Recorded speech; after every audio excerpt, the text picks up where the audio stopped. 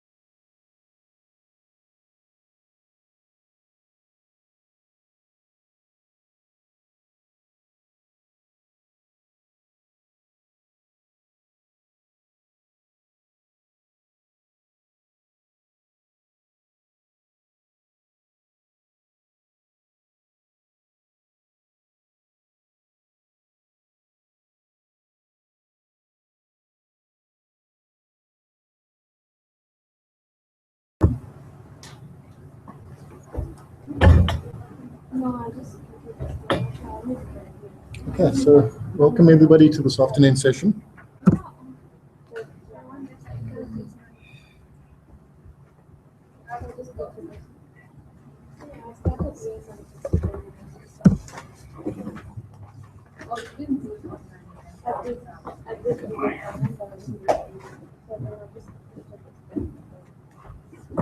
So our agenda this afternoon is very similar to the previous ones.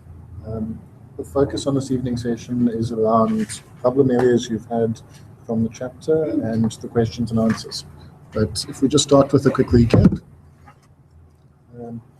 So introductions, I'm not going to introduce myself again. I think by now everybody knows who I am. And you forgot. I'm Justin. As long as you remember the material, you're allowed to forget my name. That's fine. Okay. I think everybody who's here introduced themselves last time, but I think we can be polite to each other and just introduce ourselves again. And then maybe just tell us, we're 3 weeks into this now. How are you feeling about the exam at this stage? It's still early days, but we need to go through a process here. And then how was the first chapter now that you've hopefully read the chapter? So maybe just tell us those 2 things. All right, I'm Zubair, work at ITSec. Went through this chapter last week as we went through it. This week I just focused on the questions. So I did a few on the online one, and actually felt them better than going through that 50 self-assessment. For some reason, I was more confident with that. There were still a few terms which I don't understand, but that'll come with time, I think. Okay, cool. We'll go through the questions just now, so hopefully we can deal with those. I'm Ismail with ITSec as well. I think going through the questions, it's quite interesting. Brings back a lot of memories of studies. But going through the content is I feel like the actual content is quite a lot to grasp. The questions, I think from going through the questions, doesn't seem that intense, but content itself. Okay, cool. Hi, I am Nazri, Professor Rosa. Did get a chance to go through the chapter this week and not to grasp. But some of the concepts I was very familiar with. Because then it's completely thrown me off by the time it goes to the guide. Can't even remember standard one. Also got a chance to do the self-assessment questions this week. The systems acquisitions were very bad with that part. Okay. And I feel it's mainly because of exposure. I've not been exposed to much of the work around that domain, so I think so. The others I also could say, it wasn't as the highlighted some of the key terms that I don't understand. Probably get you to give us some better sense of it. Okay, sure. That's good. Hi. Okay, carry on. It's my time. Okay, I'm Melissa. I work at Dubai and Company. I went through the first chapter as well, but the first chapter wasn't as hectic going through because I didn't go through it before. Even with the questions on the actual guide, was simple, not as difficult as when you go through the questions on the ISACA website. That's quite intuitive because it deals with all the chapters. But I also went through the questions on the database, and that was it was way better than the one on the on that exam. So I enjoyed the first chapter so far. So hopefully the rest of the chapters will be the same, but I'm much more confident that I will pass because now I actually have the time. Good spirit. So we have to have that good spirit. That's absolutely what we want to hear. I'm Bongi from Office of the Auditor General. I went through the first chapter. I felt like when you do the questions and then try to understand why the question is incorrect and then go back to the content, especially when you do not agree with the question, you gain a better understanding is when you're going on the first time. When you go on the first time, you just read for the sake of reading and you feel like you have covered so much. But when you go to the question, it makes you think.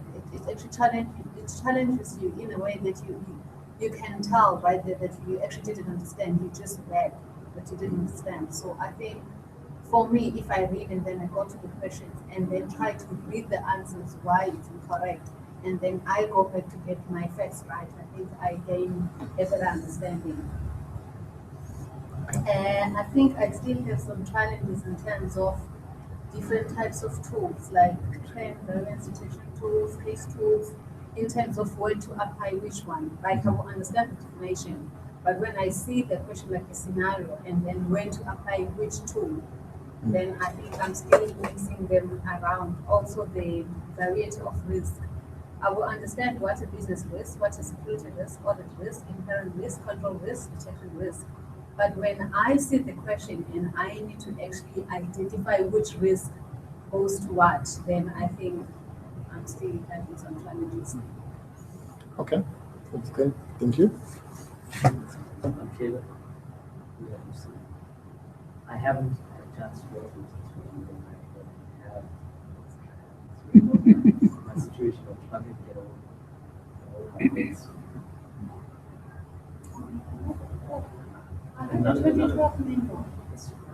Now the bookstores have the CISA Exam. You gotta buy it online. And I don't think much would have changed. Yeah. If you're just doing it for information purposes. Yeah, that's what Only if I knew how to hold it. that's right. Yeah, the one that works into that exam.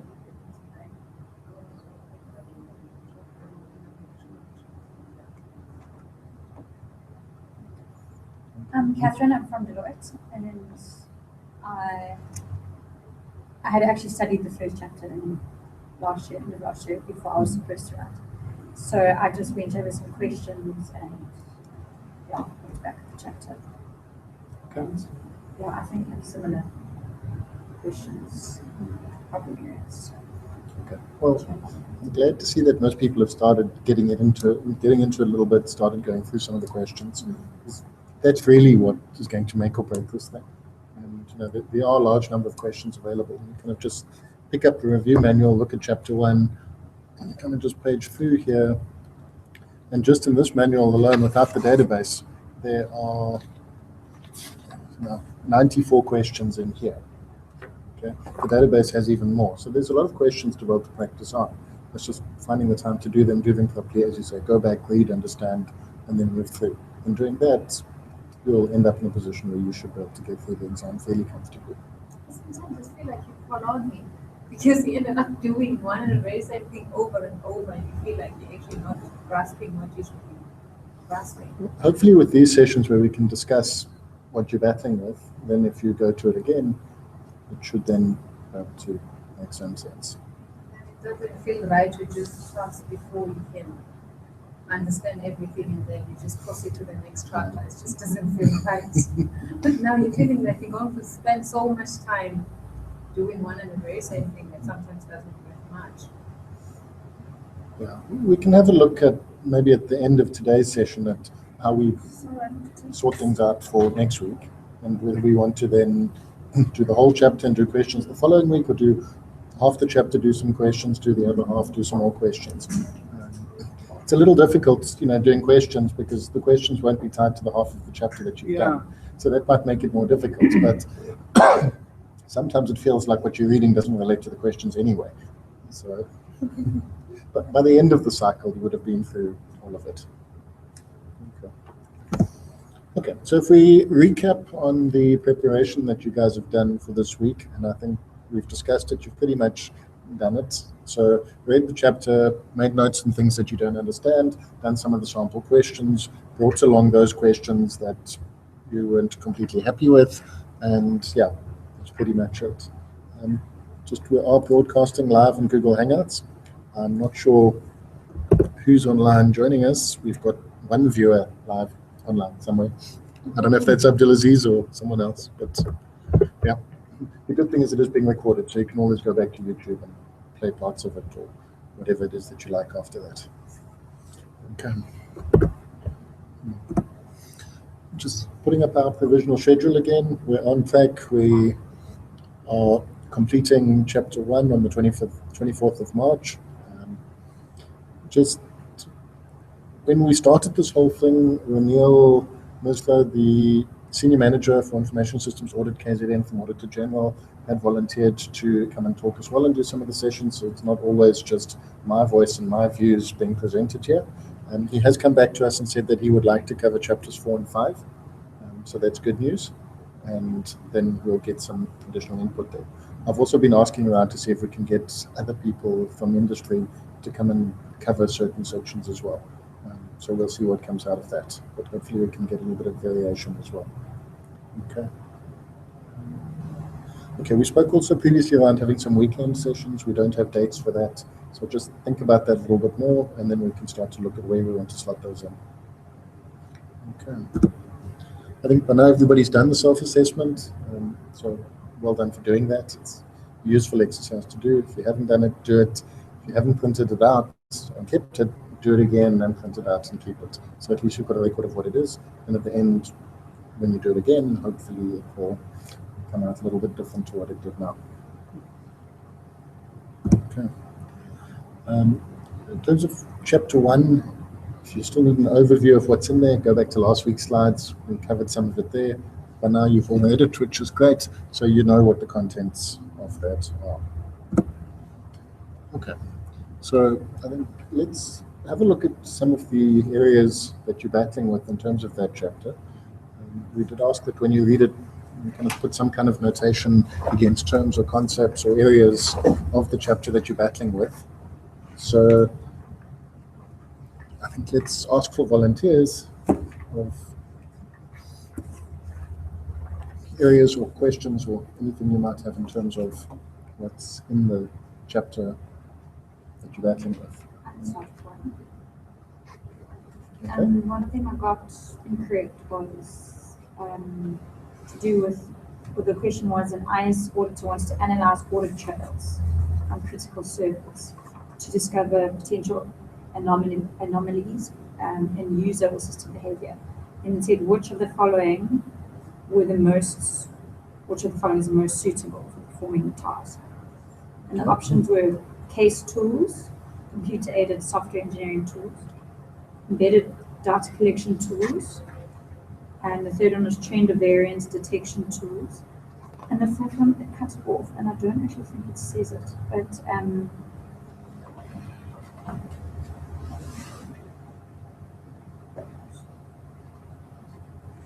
oh, here, I can't pronounce it. Heuristic Scanning tools. Okay, So yeah, that's, I think first because I didn't even know what the heuristic scanning tool was. I didn't even know if that was an option. So but that, well, the actual answer to that is... Well, don't tell them the answer Okay. just yet. Maybe let's go through and look at what each one of those options mean, and then we can have a guess at what we think it is and compare that to what the actual answer was. So if you start with the first option there. Okay, so case tools. And it says here, basically the definition is case tools are used to assist in software development. Yeah. So, I mean, I try to look for it in the book. And it's on page 50.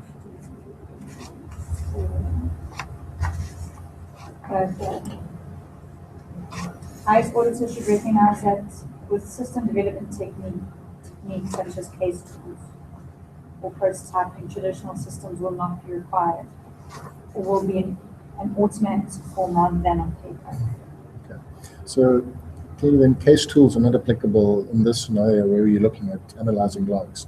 Case tools is more for development of new systems. Okay. So in that later chapter where you talk about that whole acquisition and development cycle, that's where the case tools would come into things. Okay, so case tools, we could then kind of cross that one off as being a potential option and say, okay, so that's not an option. And then the second one was embedded data collection tools. Okay, so embedded data collection tools, if you just kind of interpret what it sounds like, is it's about collecting information. Yes. There's nothing in there about analyzing information. Yes. So it's going to make your life a whole lot easier when you need access to information, but that tool will give you the information. But it's really not going to help you in terms of finding variations or differences or anomalies or anything that's unusual. Oh yeah, so here it says embedded data collection software, such as Systems Control Audit Review File, also known as SCARF, or Systems Audit Review File, SARF, SARF, are used to provide sampling and production statistics, but not to conduct an audit log analysis.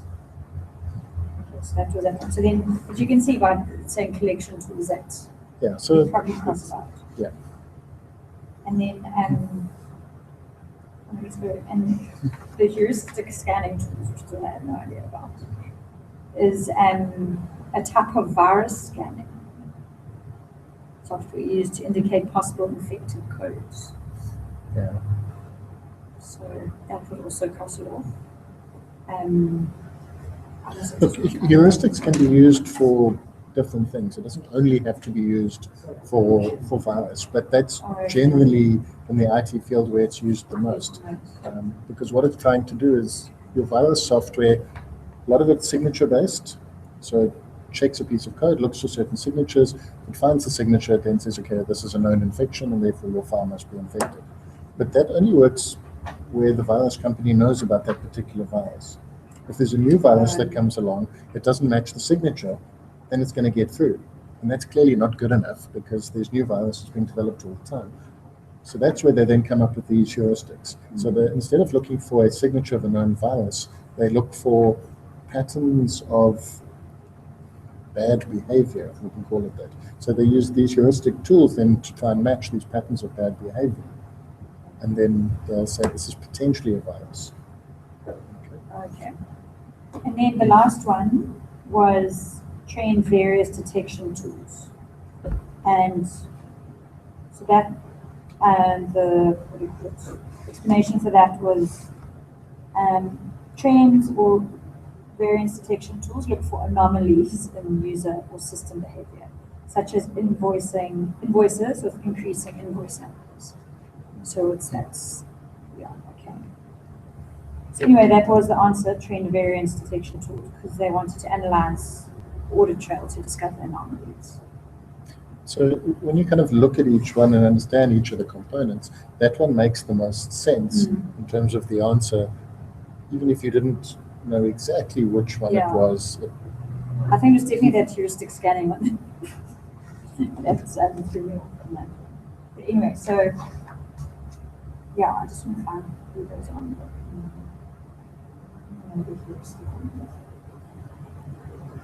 Anyway, good.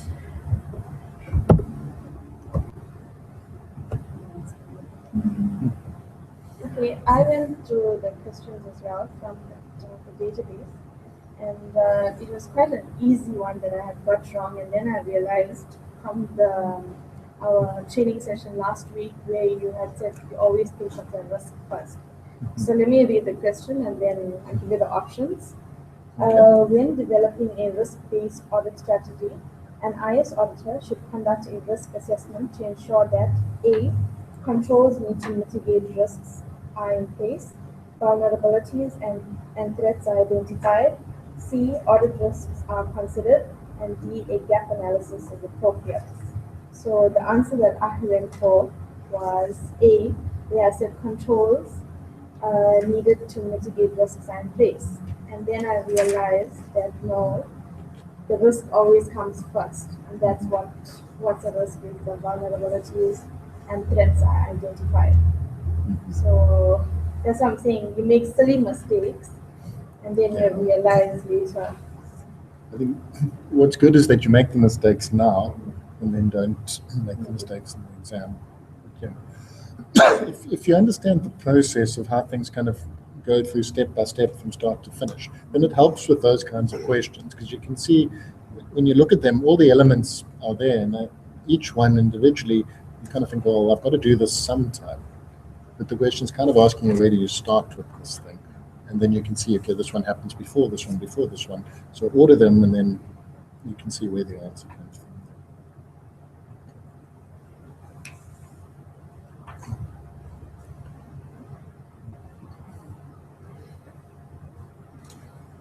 If you got any?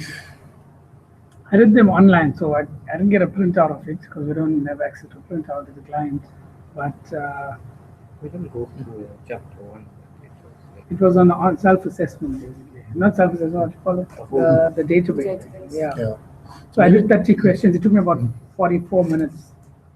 Okay. So it was a bit slow, but Yeah. So maybe for next time, then just take screenshots of the ones where you get wrong, or we should have copy done and paste it across, or print it to a PDF or something, so that you just got a record of that. I also have one that's part of the self-assessment, just at the beginning of the chapter. It says, in performing a risk-based audit, which risk assessment is completed initially by the ISO officer. We have dissection risk assessment, control risk assessment, inherent risk assessment, fraud risk assessment. And then the choice that I went with was control risk assessment. Okay. And the correct answer there was inherent risk assessment. Yeah. Just a brief walkthrough to the difference between these. What would be the difference between this, the dissection risk assessment, control risk assessment, inherent risk assessment, and fraud risk assessment? Okay, so which? It's just at the It's number beginning 27 of page.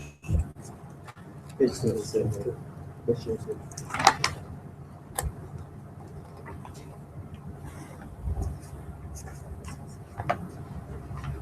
what's the stuff we learn in auditing? Inherent risk equals control risk minus detection risk. Or audit risk. Detection risk is the risk that the auditor would not be able to pick up the risk when there is actually a risk there.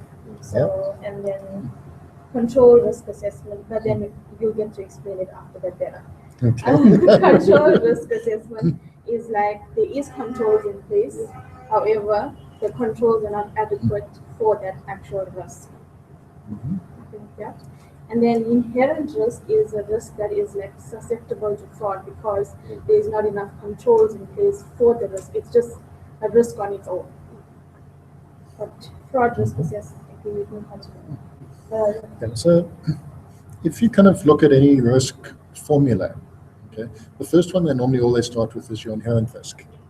Okay, so certain activities or certain processes are higher risk than others. Okay, so if you take a real life example, if I ask you to fill 2-liter bottles with water, okay, there's not much risk of you doing any damage to yourself. But if I'm asking you to fill 2-liter bottles with petrol, you're just feeling immediately, okay, well, there's a high risk now. I'm pouring petrol, high risk of spillage, of it catching light, it can burn, I can injure myself. So the two processes, fill bottles with water, fill bottles with petrol, you're going to associate a much higher inherent risk with the one around fill it with petrol. Okay. So I was going to ask if an example I thought it was correct. Sure. Is if like a company that relies on the weather for like farming, is the weather an inherent risk? That's a good. Because it's regardless of the audit, it can change things. Yeah. It's not necessarily an IT audit, but Yeah. okay. Or the outcome of. Okay. So what happens is you have these inherent risks. Now you, as management, can choose to put in place certain controls to manage risks. Okay, and those are your controls. Okay, and then once the controls have been executed, you end up with residual risk. So we've got our inherent risk. If all the controls we put in place and we execute them effectively, we're going to reduce that risk down and we're going to end up with some residual risk. Okay. Control risk is now the risk that those controls fail and don't do what they're supposed to do. And if you've got failed controls, then your residual risk is going to be higher than what you thought it was or what you planned it to be. Okay. Fraud risk is kind of a thing on its side. There is the risk that somebody can abuse some control weakness or something to commit fraud. So in an auditing environment, you'll often find that there's a separate kind of fraud risk assessment that's done on an audit or on an auditee to say, well, are they dealing with cash? What's management's attitude towards controls? And how often does management bypass controls because it suits them? Those kinds of things. And that would then come up with a separate fraud risk assessment. Okay.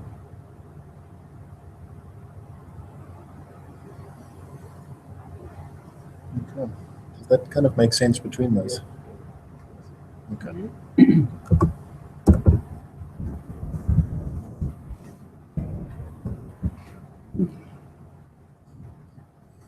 So Abdulaziz is online, but he's typing questions to me on link instead of on Skype or Google Hangouts, but that's okay.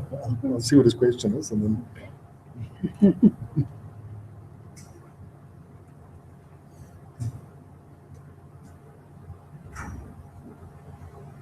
Okay, then number 10 on the same one. Okay. I went through all of the questions, I got everything right except number 10. But then again, I went through because this is like before the notes, right? Before you start going through the notes.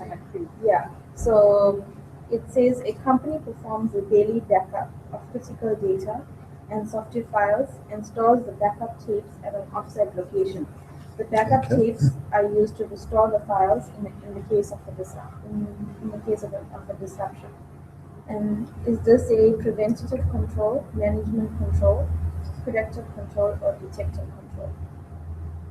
I would say it was A, and then I realized no after I went through the textbook. So it actually there is a table where it actually lists the preventative controls, the detective, and predictive control. I think sometimes we can be in too much of a rush to read the question and then to find the answer. So it would be very easy to read this question and say, okay, companies performing daily backups of critical data software, and they store the backups at an offsite location, and then... So they're basically doing a restoration test of the backups. Yeah, well, it doesn't even say they're doing a test. It says they're actually using the backup tapes to restore something.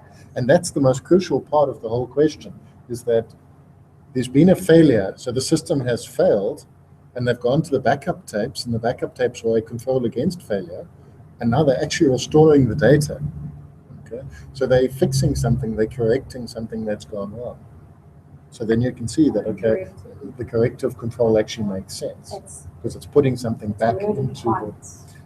So the wording can, be critical in the question, and it can change what the answer is. Okay, because if you look at the different elements of it, taking backup tapes to an offsite location, that's not a corrective. That's more preventative. And then that's what you really probably used to see. Because we rushed through questions because we're thinking, hey, we need to get some 10 quickly.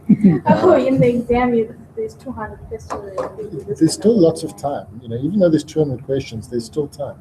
There's enough time to read the question, read the answers, read the question again, and then answer it. Okay? And as long as you get into that habit of reading quickly but doing it twice, then you can make sure that you don't miss things. Okay. One here from the database. And the question was, which of the following audit techniques would best help an IS auditor in determining whether there have been unauthorized program changes since the last authorized program update? So the 4 examples were test data run, code review, automated code comparison, or the last one was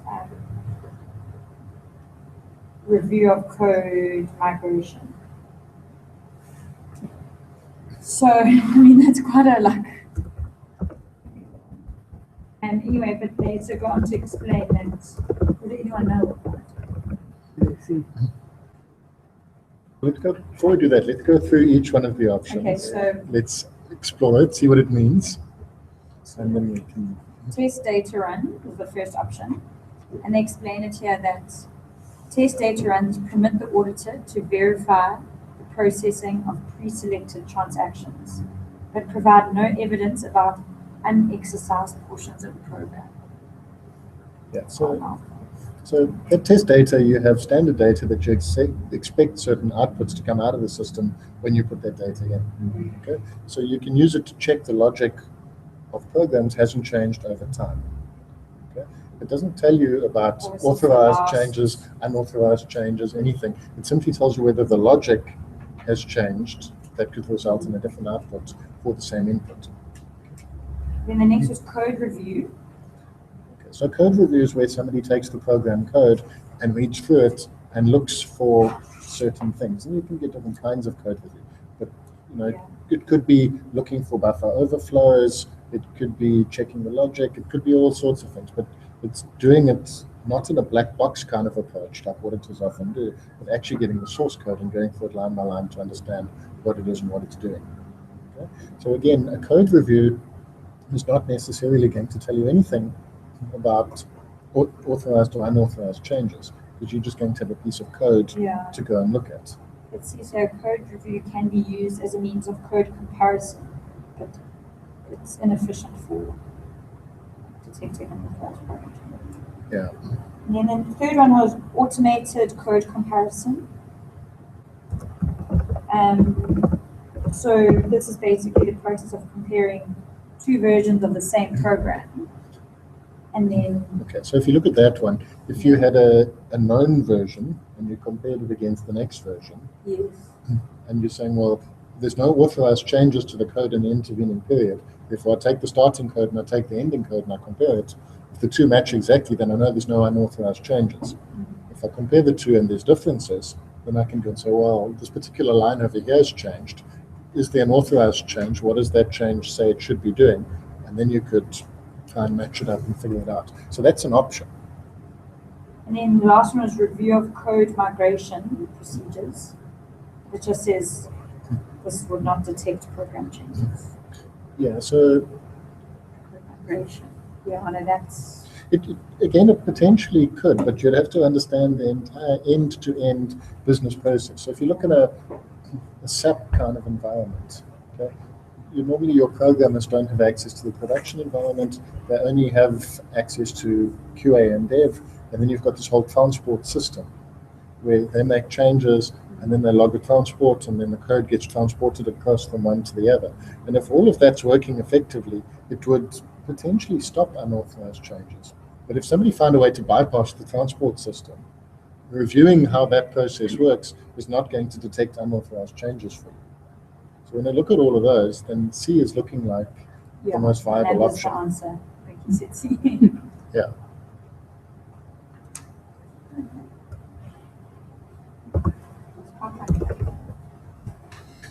So if you kind of, again, break it down and go through it bit by bit, then hopefully understanding each of the components helps you get to... I'm trying to put in the actual chapter. Okay, so Abdulaziz had a question here, and he was saying that he's noticed with some questions, and he hasn't got a specific example of any question, but they seem to combine different elements from different chapters out of the book. Okay, and some of the answers can come from different sections. So he's saying, well, is that true? And if so, is it just there to make things a little bit more confusing? But allows you to have a greater understanding of the IT audit environment. Okay, so I think he's right in a sense that all those questions can be classified as belonging to a certain chapter. I don't think anybody's going to sit and go, well, okay, now I need to, when I write a question, I'm only going to select answers that come out of chapter 1, or only going to select answers. The right answer to the question would be found in a certain chapter, but the wrong answers could be from anywhere. You could make up terms that don't exist and put them in there if you're really trying to confuse things. But if you've been through all of the chapters and you understand all the material from all of them, then it'll definitely make it easier, because you'll think, hang on, wait, this is talking about, let's say, log reviews, but that particular action they're talking about actually belongs under program development. So this can't be related to this question because it's talking about something completely different. So absolutely, as you go through all of the chapters and you build up your holistic knowledge of all of it, it'll make it easier to be able to pull those kind of things apart and say, this doesn't belong here, or this doesn't belong here. But in reality, when you're sitting in the exam and you've got 200 questions, they're not in any particular order. So you're not going to go, oh, okay, well, this is a chapter 1 question, and therefore my answer must come out of chapter 1 of the book. To be honest, I wouldn't be able to tell you which questions came out of which chapter and where the answers are. It's not really relevant. It's taking each question, analyzing it, and coming up with the answer for it.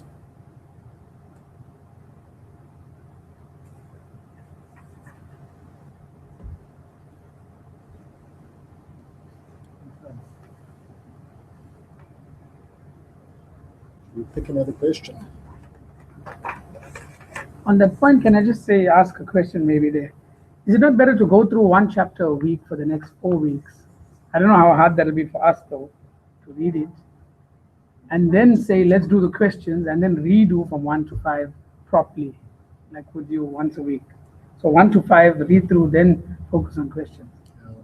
But that's if we can get the time to read all of this in the next 4 weeks. Is it better this way? Because then there are a couple of sessions right at the end where we can just we've got revision sessions at the end. Right, sure. And you can always do more questions. If you've got more time, do more questions. Otherwise, we ended up mastering chapter 1 with few chapters. They chance to. That's my confusion. People know we run out of time.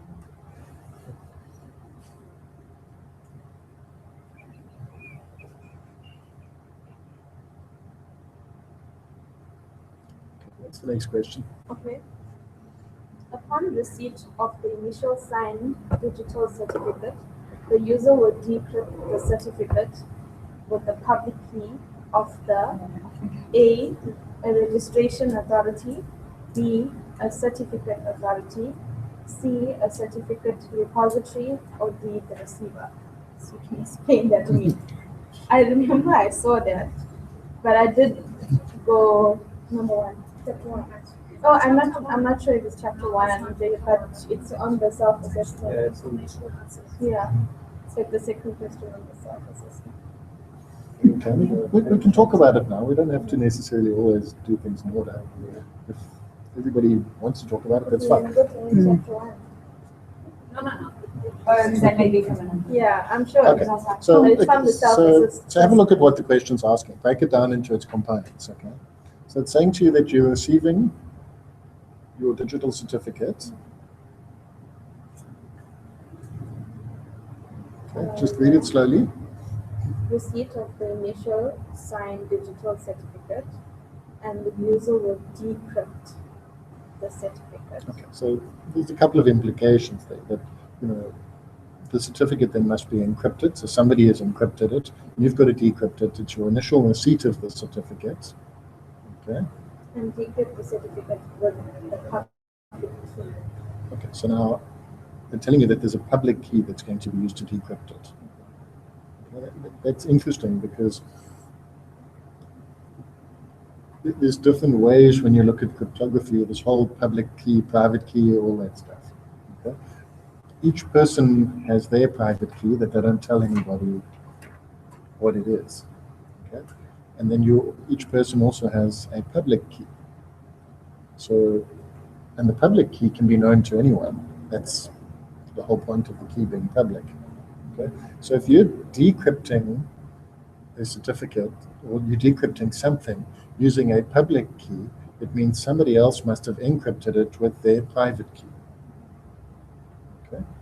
So let's have a look at the answers then. Oh, you mean options. Okay. I thought you wanted the explanation of each one. No. Okay. A registration authority. B, a certificate authority. C, a certificate repository. D, the receiver. Okay, so if you were going to decrypt it using the public key of the receiver, it would mean the transmitter knew the private key of the receiver, which means the whole system's not working. So it can't be that option. Okay. Option C was? Certificate repository. So a certificate repository is a place where you keep things. Okay. It's not an entity that's going to take actions. So that one also seems highly unlikely. And Okay. then A is the registration authority. Okay, so now you've got a choice between the registration authority and the certificate authority. Okay, so now you kind of need to understand a little bit about this whole PKI and how the things work. So what's the role of the certificate authority and what's the role of the registration authority? Okay. Anybody want to have a guess? No, interesting. Yeah. I've always wondered what's the difference between the two. So you can. So if you go and look now and say, okay, so registration authority, do they have anything in the book? Registration authority, there we go, Yeah. page 177. So 177 sits in chapter 3, I think. So 177, where's it covered here? Okay, registration authority. Okay, so it says it's an optional entity separate from the certificate authority. So it's optional. It's a separate body from the certificate authority.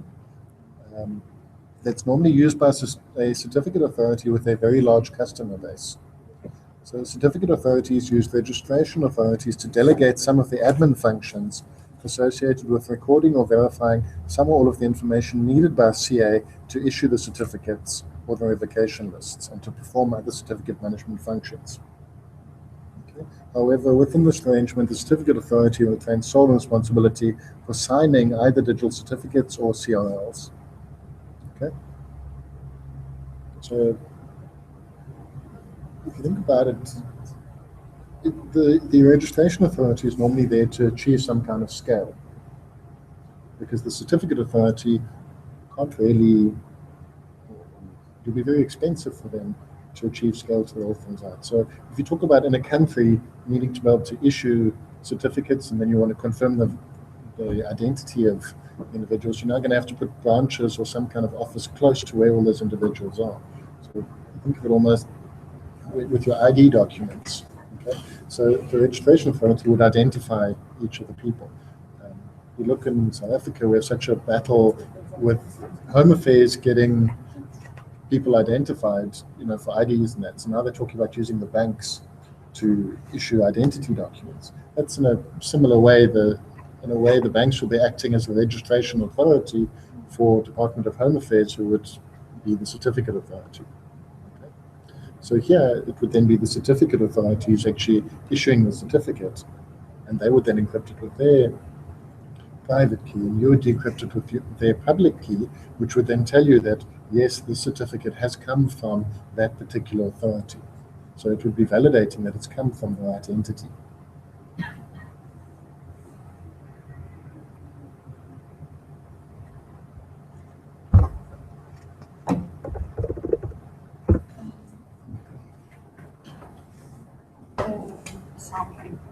Yeah, well, it's going to What be were you good. saying? No, it's fair. Yeah. I think so. No. Because there's so much of stuff on that sampling.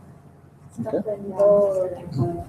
Okay. It's a question for an IS auditor wants to determine the number of purchase orders not appropriately approved. Revealed. No, it's fine. Which of the following sample techniques should an IS auditor use to draw such conclusions? So they want to determine the number of purchase orders not appropriately approved. Okay, so before we start looking at the answers, let's just think about this a little bit. So there's a control in place. The control is approval of a purchase order. Okay. So what we want to do here in terms of the sampling is to test whether the control is working or not. Okay. But then they're also saying they want to know how many.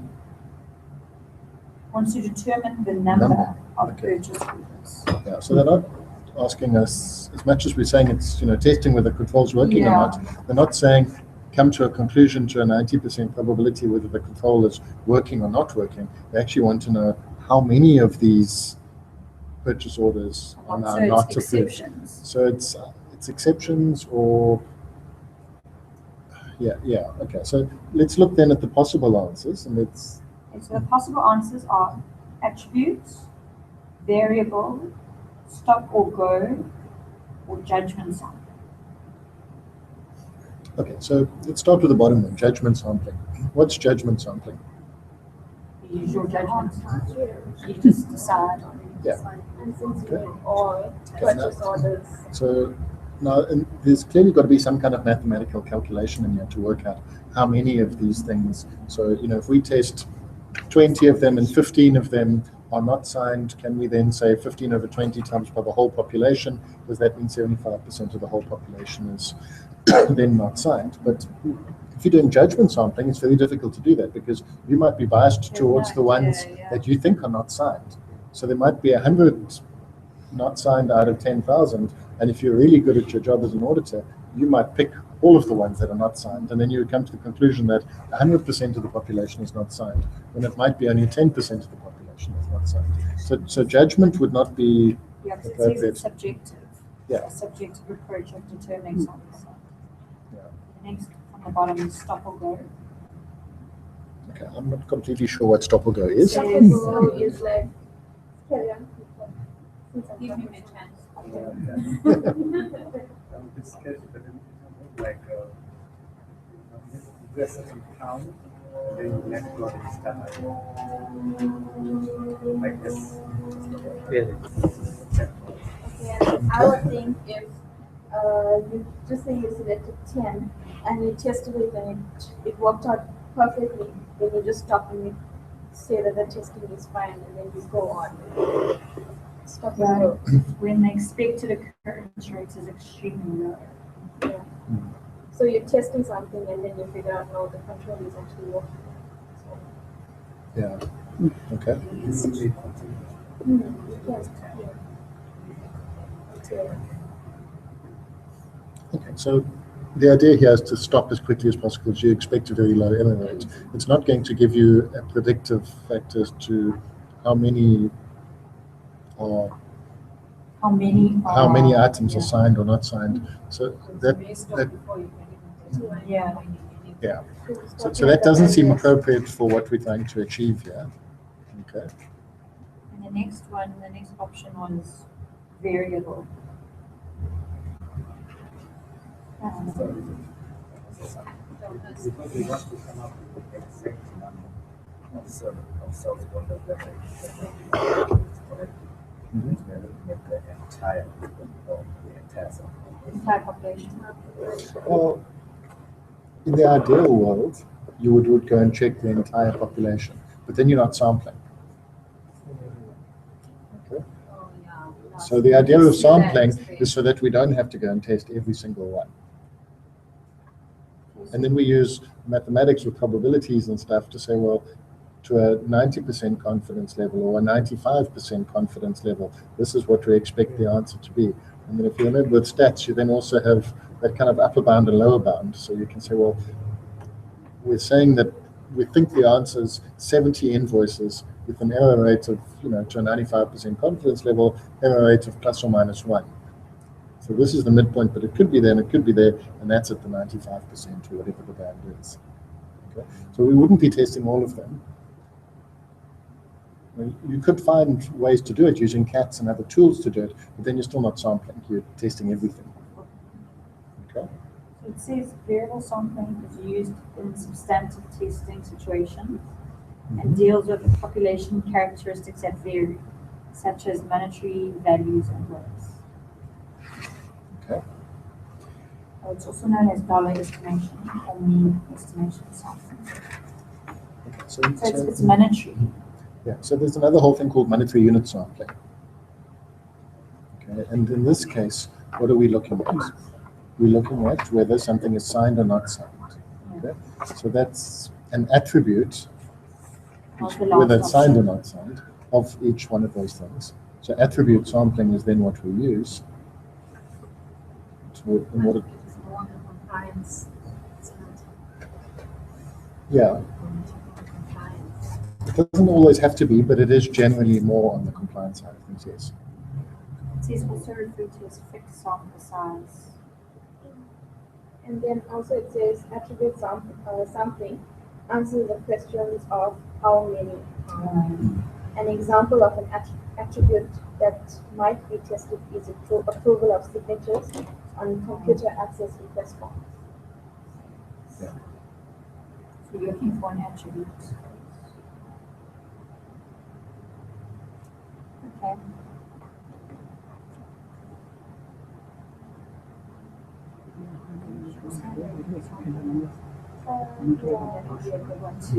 So it's really the first one. It's not that difficult, but I will say it anyway. An IS auditor is reviewing access to an application to determine whether the 10 most recent new user forms were correctly authorized.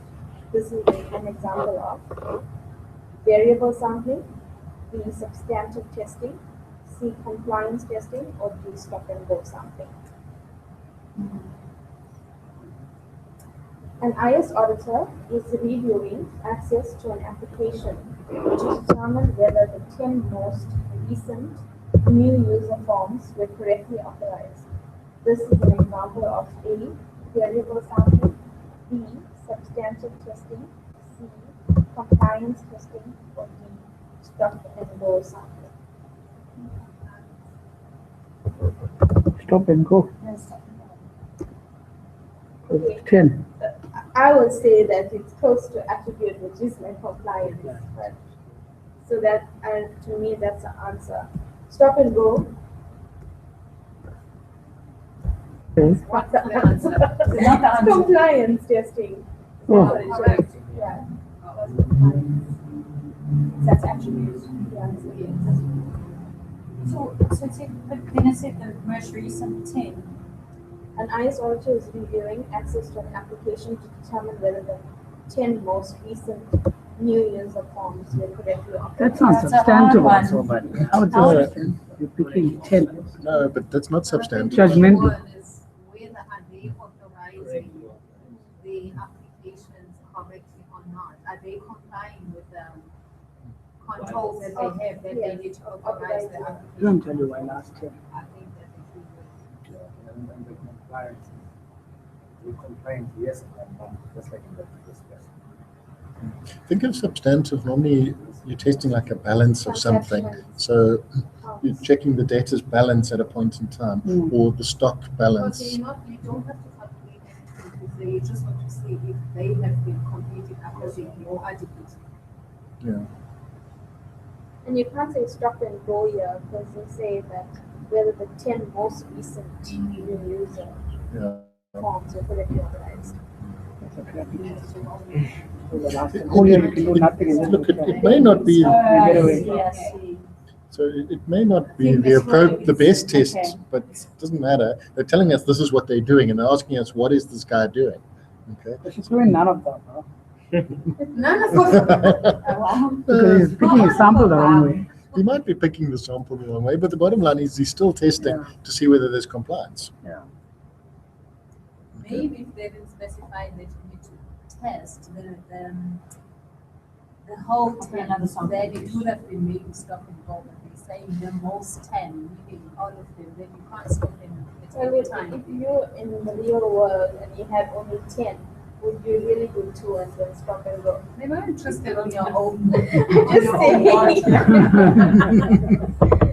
On your own wall, you find Maybe- 3. Okay, what if attribute sampling They find was it. yes instead of compliance? Could be Just like a killer.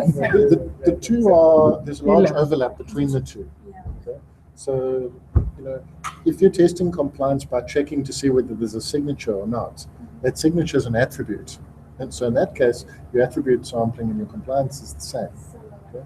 But you may be able to test compliance using something other than attribute sampling. So what would be an appropriate way of asking if the answer was supposed to be stop and go? So if you look at what they told us about stop and go, the first thing is that you had to have a very low expected error rate. So somewhere in the question they'd have to tell you that there's a very low expected error rate. Okay. And if you're not seeing that, then it's highly unlikely to be stop and go. One has to pay attention. This one will throw everyone off. We are not timing. Okay, so this one says, which of the following sampling methods would be the most effective to determine whether purchase orders issued to vendors have been authorized, okay, it's actually quite easy, as per the authorization matrix. But there are words in here which I don't understand. So there's variable sampling, stratified mean per unit, attribute sampling, or unstratified mean per unit. I think it's stratified, unstratified. Okay, so let's But I think I know go what through it the is. options and let's see. So the first one was? Variable, that's to do with monetary. Yeah, so they said variable was about values where, let's say, each invoice has a different value or there's a different weight to things. Yeah, Okay, so- and here we're talking about approvals.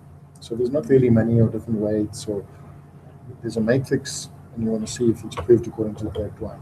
Okay, And so then, and stratified per unit, which I've now just read, it's a type of variable sampling. because it talks about stratified mean per unit. Sorry, stratified mean per unit. So what is the mean? That's, the mean is It's the average. or the average, yeah. Yeah. So again, you're working with some kind of numbers here because you're Yes. working with averages. Okay, so mean can't be one of the answers when we're talking about approvals. So that eliminates That the and stratified and the unstratified, non-stratified. So there's actually only one answer left that it could be. which is the attribute. But you can really got a question that, you see those words and just. It's all twisted by the time you finish the question. now And see then that you look at that's- your options available, you're getting it more twisted. But that's stratified and unstratified are just types of variables. So if you know immediately that that's the Not a case, variable, then you can cross all three out, then you know, well, There's only one But if you don't know that's the case, then you've got 3 to choose from. then it's a 1 in 3 chance. So that's where it becomes like important. But again, so on this one, if you either knew what attribute sampling was, okay, then you know what the answer is. And if you understand what the other ones are, then you still know what the answer is. So you So would, double check. you would have a reasonable chance of getting it right. Okay, we were discussing just now about compliance and substantive, so I have a question with substantive. Okay. Which of the following is a substantive test? A, checking a list of exception reports. B, ensuring approval for parameter changes. C, using a statistical sample to inventory the tape library. Or D, reviewing password history reports. So which of the following is a substantive test? Shall we go from the bottom? D, reviewing password history reports. I knew the answer, so yeah, password history reports. So is that likely to be compliance or substantive, or what are we doing there?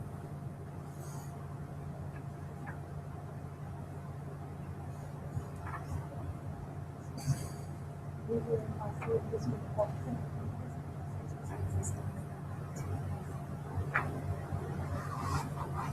It's just like a log, right? Yeah. Password history reports, and it is like like basically Almost like an audit log. trail. Yeah, like an audit So- trail. So My gut feel would be that that's not that's not it. substantive. Yeah. No. Okay, and then okay, checking a list of exception reports, which is similar to these. So I would also not think that that's Ensuring approval for parameter changes. compliance testing. Yeah, it is. Approval. Because you're checking approval. Yeah. Yeah. So then the last one was using a statistical sample to inventory the tape library. Substantive.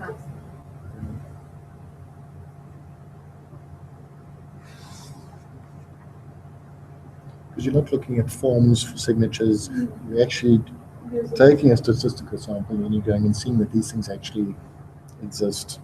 They're there. That's what So I hope that is the right answer. Yeah, that's it. Let's see. Using a statistical sample to Okay. take that. It says to perform this test is substantive. The ICE auditor might take a thorough inventory or might use a statistical sample, which will allow the ICE auditor to develop a conclusion regarding the accuracy of the entire inventory. So,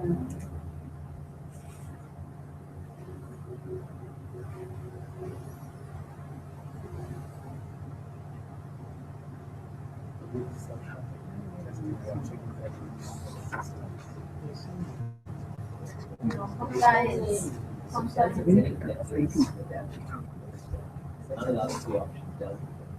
Well, even the test library is not so much about a value, it's more existence. Yeah, so think of a question with substantial. No, yeah, the validation of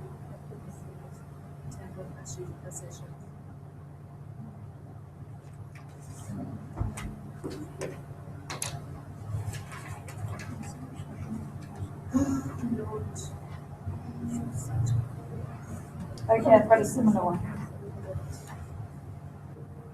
Okay. The most effective audit practice to determine whether the operational effectiveness of controls is properly applied to transaction processing is which of the following? Is it control design testing, substantive testing, inspection of relevant documentation, or questionnaires? I don't know the answer, but I think it's questionnaire. So, which is the most effective audit practice to determine whether the operational effectiveness of controls is properly applied to transaction processing? Okay, so the design testing. okay, So you're testing for operating effectiveness. yeah, so we're not testing for design. We must be happy with the design. So we're now testing to see that these controls are working effectively as designed. So it wouldn't be control design testing, which is not an No, option, because you wouldn't get to operational effectiveness testing You have to unless do you've that already done the first, design yeah. testing. So If that's passive, then. Yeah. And then one of the others is questionnaires. And it says questionnaires may be used at the initial stage of control analysis to give auditors a broad understanding of the overall control environment. So you wouldn't use it for because question is always operating effectiveness testing. Yeah. it's like a self-assessment kind of thing. So Yes. you would be placing too much reliance on the honesty of the people that you're. No, that's just inquiry, basically. It's Yeah. The questionnaire is a form of inquiry, yes. And then inspection of relevant documentation.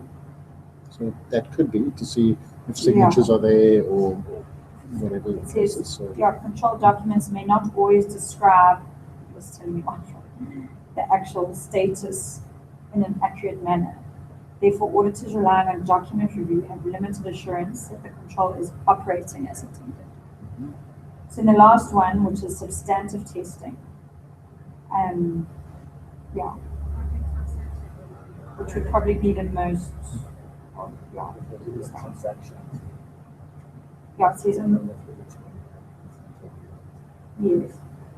Among other methods, such as document review or walkthrough, test of controls are the most effective procedure to assess whether controls accurately supports operational.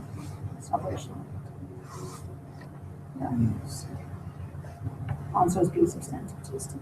So that's an interesting one because if you look at audit approaches, people all talk about a compliance approach versus a substantive approach to auditing.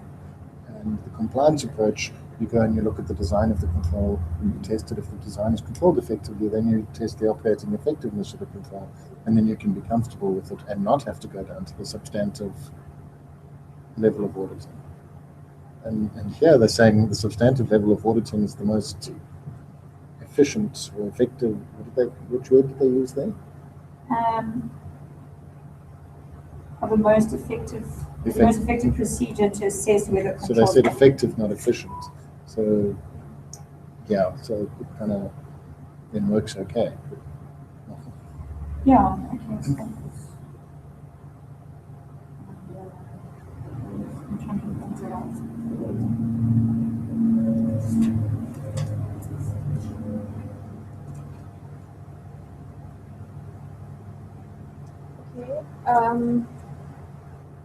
An IS auditor is assigned to perform a post-implementation review of an application system.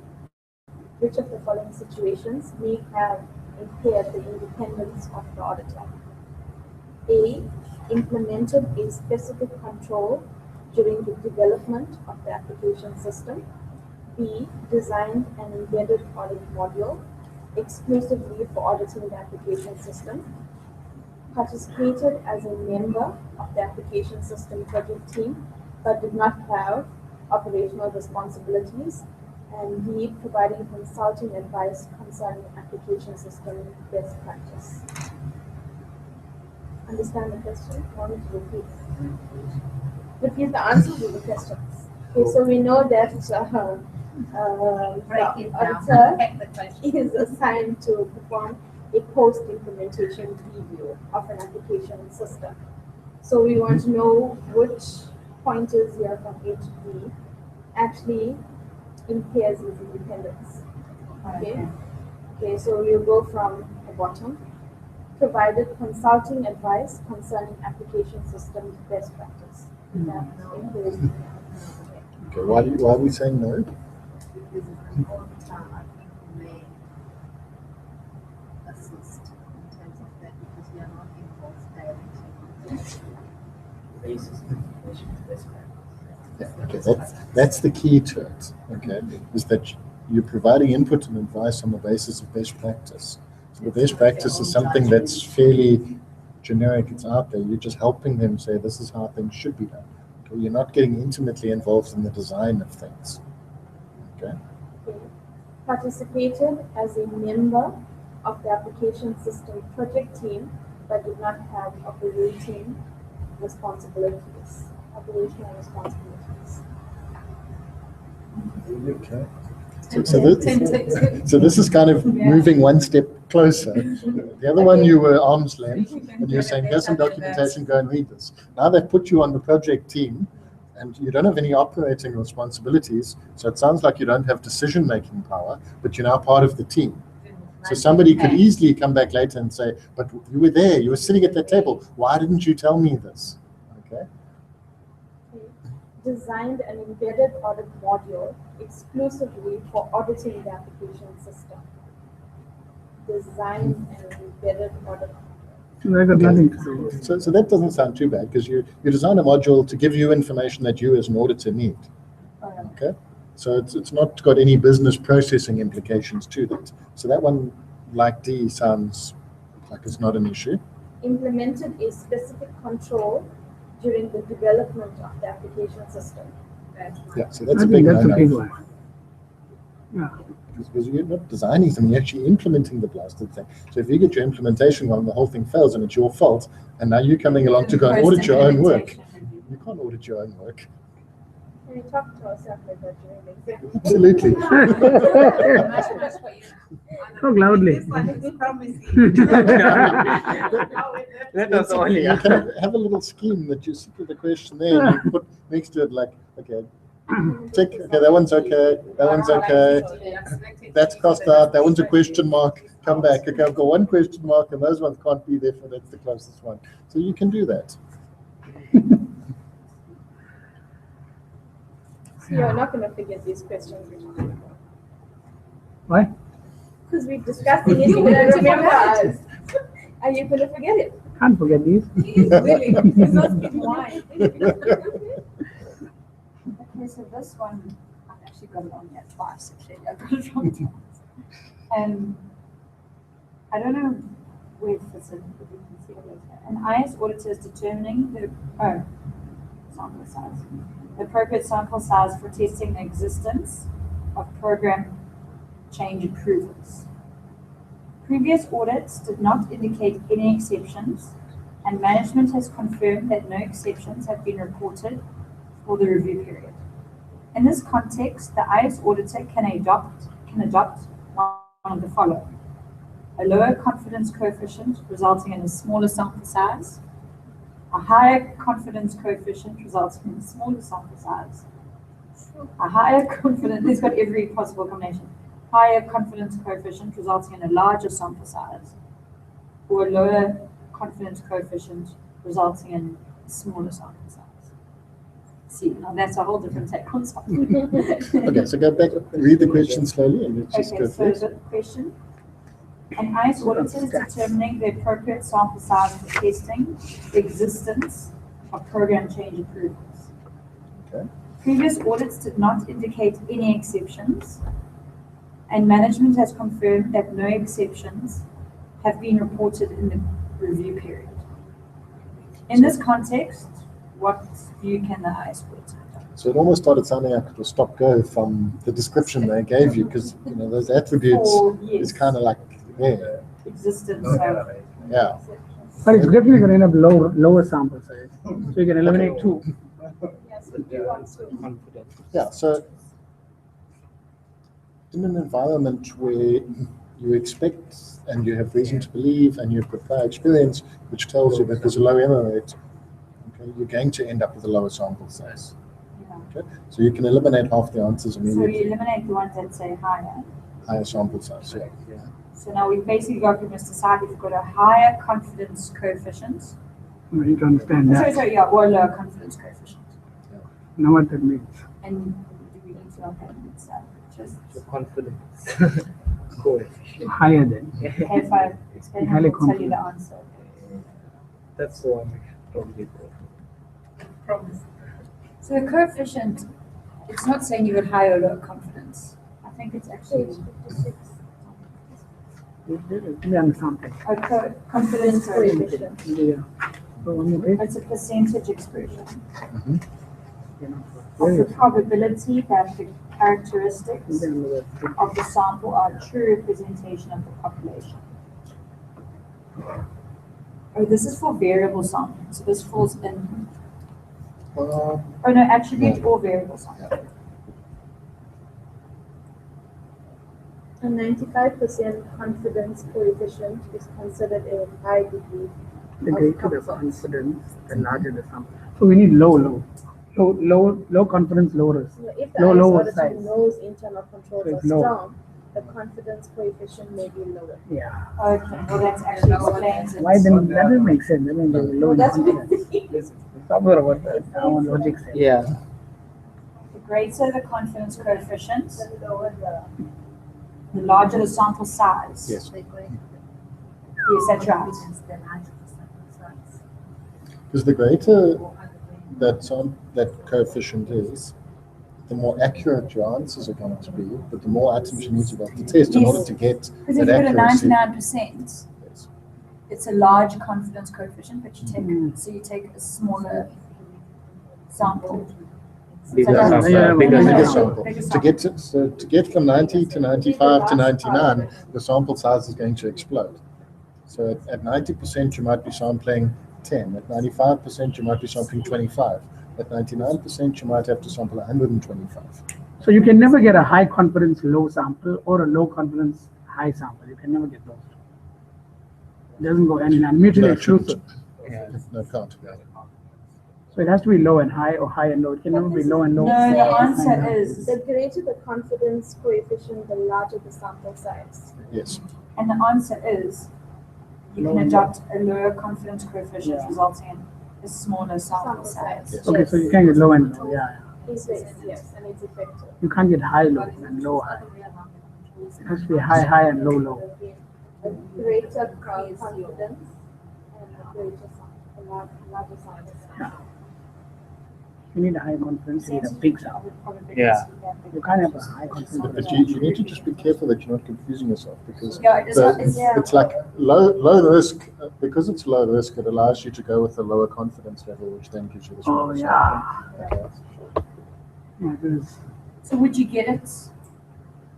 Okay, then if the controls were not working, then the confidence would be Then you'd go with a higher, higher confidence and level and then larger higher sample sample size. size. Yeah.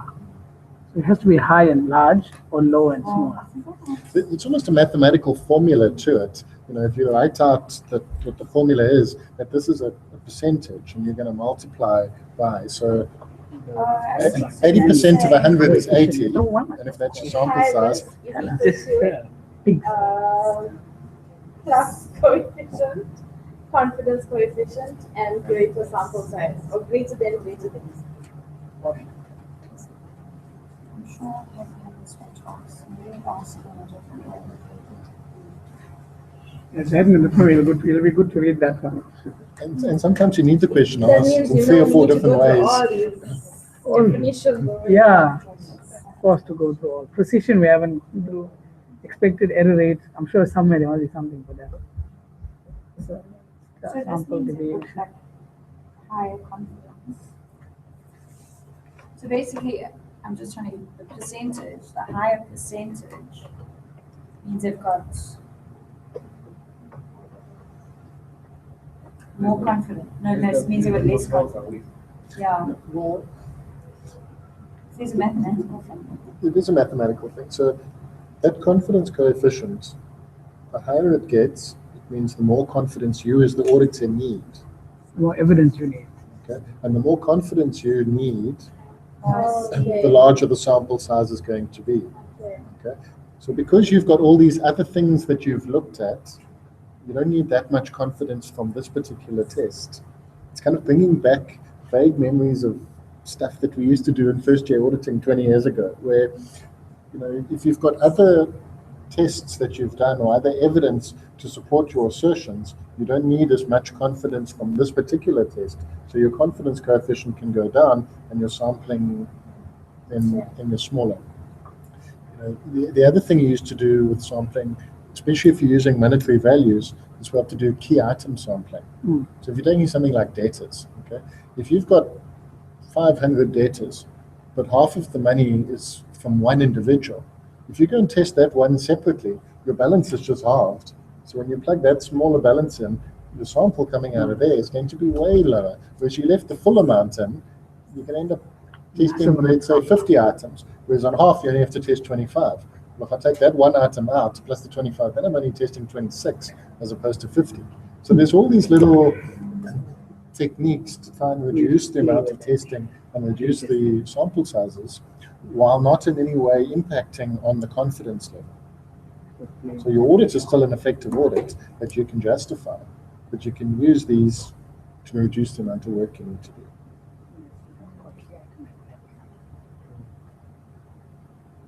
You must remember all of those things. Yeah, So they're I know, nice. slowly starting to come back.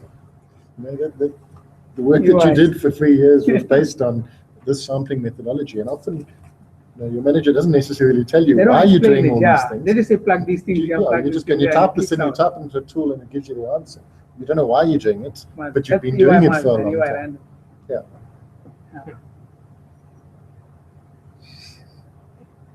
I've got one here.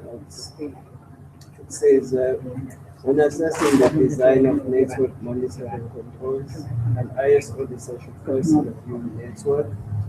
So the first option is topology diagrams. The second option is bandwidth usage. The third option is traffic analysis reports. And the fourth one is bottleneck locations. Can you read the questions again? Okay, so read the question slowly, and then let's go through each of the answers so that you can understand what each one means, because that'll help with the terminology. It says, when assessing the design of network monitoring controls, an IS auditor should first review network. Okay, so stop just there.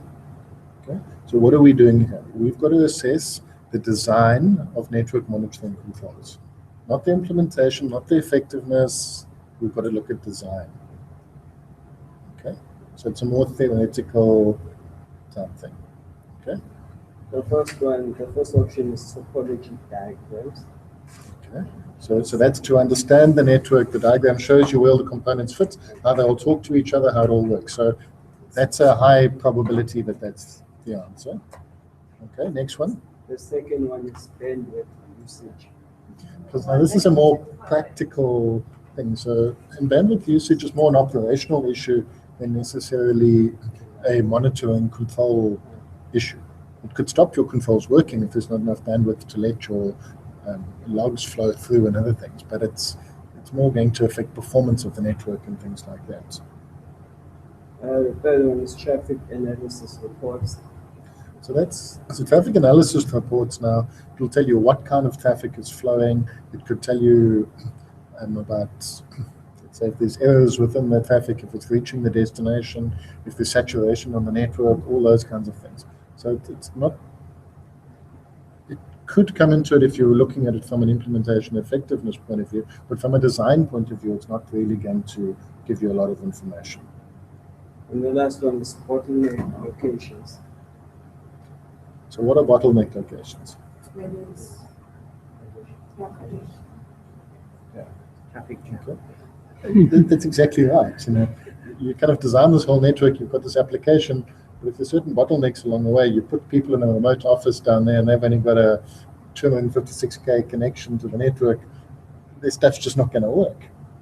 Okay. But that's, again, what does that have to do with the question? Very little. It's a more operational thing. So when you look at all of those, there's only one item there which kind of jumps out at you and says, hey, this is a design type piece of information that's going to help us get what we need. Yeah. Topology. Yeah. Abdulaziz just said he sent me a link.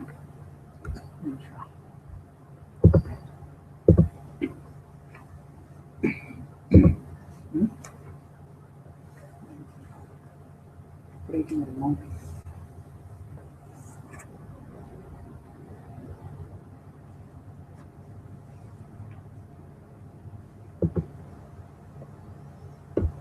Okay, so Abdulaziz is talking about coefficients, and saying coefficients are usually constant and related to a specific item. So he's talking about friction coefficients, saying you need to understand what the coefficient is, and he's talking about, in this case, it's an invert relationship. I'm not sure that it is an invert. It's not. Abdulaziz, it's not an inverse relationship. It is a smaller confidence coefficient was a smaller sample size. Yeah. So if you think of it as a percentage, so if you've got a population and you're multiplying it out to end up with a sample size. So if sample size equals population times by confidence coefficient times by something else, okay, the larger your confidence coefficient, the larger your sample size is going to be. The smaller your sample size is going to be. So it's not an inverse relationship, it's a direct relationship.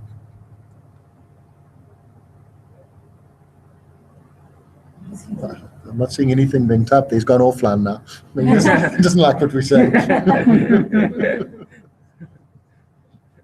Okay.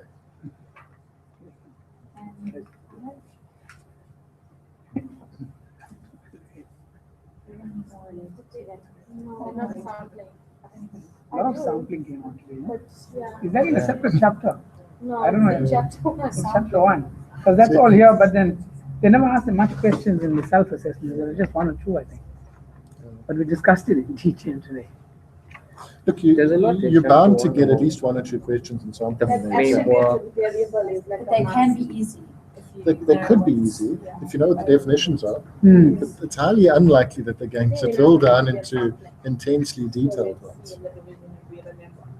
Let's hit a couple other questions. What else we had issues on? I mean, What Like- do you have issues on? no, we did random ones. That's the problem. We didn't do in Going chapter 1. through the chapter, like there's a lot and understanding like the whole frameworks and processes, and so those were quite like a lot of content to like kind of grasp. Yeah, Yeah. I think it is. I think But what there's you not a lot of questions that I came across that were really good. yeah, some of the stuff is more difficult to ask questions Yeah. about than others.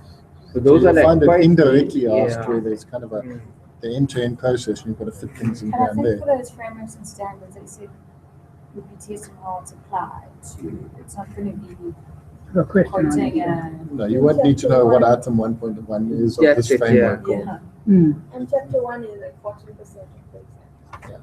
Yeah. And So sampling is about 10%. That's right. No. I got 10%. Determine going through all. No, but it's not so bad, huh? If you have 2 minutes per question, you can do what Justin does and that elimination, and, you must do it like that. You You have really to, yeah. must. But then it starts taking 2.5 minutes.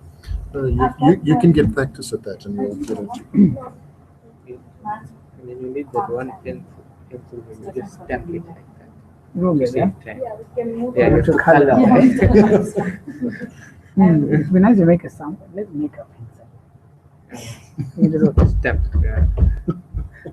This one that says, small shape. It will save like when an Study, Second, the IS, study your question, stuff and then you won't need to go.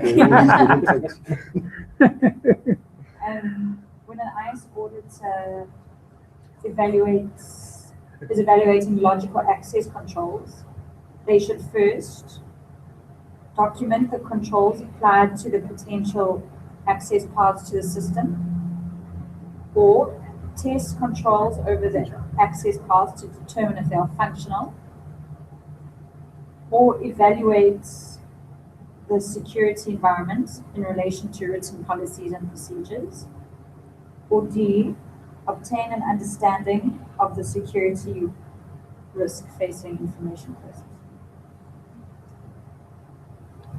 So let's dissect the question. So an IS auditor evaluating logical access controls should first Okay. do what? So you're evaluating logical access controls. So what are logical access controls? You evaluate Evaluate. Application. it's how you access. Yeah, it's all access Authentication. into your access into your system. Yeah. Okay, so and they're talking about the very first thing that we have to do as part of this process. Yeah. So the last thing we'd be doing is actually doing detailed testing and concluding on it. So we're looking at the first thing. Yeah, Okay. so the first one says document the controls applied to potential access paths to the system. Okay, so let's break that down. Okay, so documenting would be a good start because we need to document stuff. Mm. Okay. Then it talks about the access.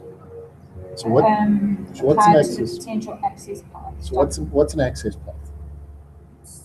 What password you enter, or what credentials you enter to get into what system, or how Okay. you get into the system. And it shows all the multiple methods you can use to get there. So if you understand at the most center, you might have a piece of data. Okay. It's like, well, that data sits in a database. Okay. So a database administrator could access that. So if you can log into the database as a database administrator, you can access that. And that you might do it through some Oracle tool. You might do it through a tool built into the operating system. So you kind of plot those things out. So, well, a normal user doesn't do it like that. They do it through the application. And to get to the application, they have to log into SAP or whatever it might be. Then there might be another control saying, well, there's some biometrics before that, or it's a Windows AD, and then before that, there might be something else. So you've got to plot all of these different controls in the entire end-to-end process with all the options of how you can bypass those. And that then forms up this access path diagram. Okay. And each of the control points in there is your controls within the access path, which you might need to then go and test. Okay, so So here they're saying, we're going to document stuff, we're going to take the access path, we're going to identify the controls there. that you evaluate. And so, That's talking about documenting but control. but remember they also said, what's the first step? Okay. So we don't necessarily need to evaluate them in the first step. In order to evaluate, we have to identify. Yeah. So this is a good possibility. Okay, so then the next one is test controls over the access paths to determine if they are functional. Okay, so we definitely need to do that at some point, but we can't do that until we've identified them. So that might be the second or the third thing. It can't be the first thing. And the next is to evaluate the security environment in relation to written policies and practices. So you could, but that's not really going to give us what we were wanting. Yeah, yes. And then the last one is obtain an understanding of the security risk facing information processing. So again, you could do that, but it's kind of a little bit vague and less aligned. So looking at all those options, for me the first one is the better one. This Okay. is not the The last answer. one Is it not the, it's not the No, the answer? answer is the last one. Yeah. Okay. What's the last one again? And well, it cuts it off, but from what it says, it's and they should first obtain an understanding of the security risk facing information processing by reviewing relevant documentation. And maybe that's just Okay. part of the answer. I didn't actually have it. by inquiries and conducting a risk assessment. Okay, so risk assessment automatically that makes it fun. I'm not sure if risk assessment was actually in the answer, but Yeah. Oh, sure. I don't know if it was. Okay, This is- so when so you that's take a screenshot, it it's a cuts more off the general last one before answer. the Anyway, so it's so hard because there were so many similar That's a hard ones. one. see. I think But I it think comes back to kind of without putting the them in last one, order. If we didn't have the last one, I think A would have been probably the answer. Yeah, but And also, again, if you didn't have a risk assessment in the last one. Mhm. Yeah. I'm not sure. Without a D, I think A would have been probably. And then it actually goes on to explain the process, documentation and evaluation. So, evaluating policies is a second step in assessing adequacy, efficiency, and effectiveness, thus identifying deficiencies or redundancies in controls. Third step is to test access paths to determine if the controls are functioning. Lastly, the ICE auditor evaluates security environment to assess its adequacy by reviewing written policies, observing practices, and comparing them to appropriate security measures. So there was actually a sequence there. yeah, so every one of them is You valid. just have to understand It's just the steps. sequence. It's just the Yeah, sequence. and that makes it difficult. You can't guess those kind of ones because none of them There's can be no eliminated. elimination. Yeah. There's none. You have to order them. Yeah. You can't even select C.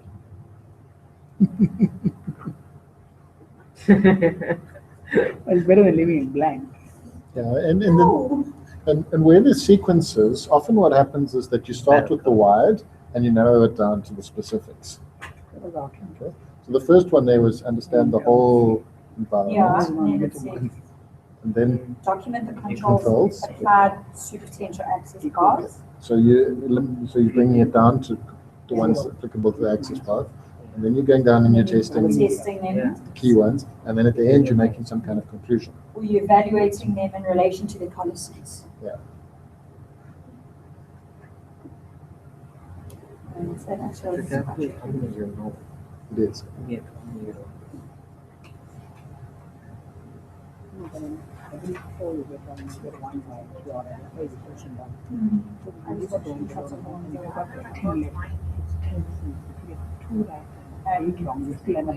That's actually the rule one. We did it again after 16. Okay, that's random. It's all the,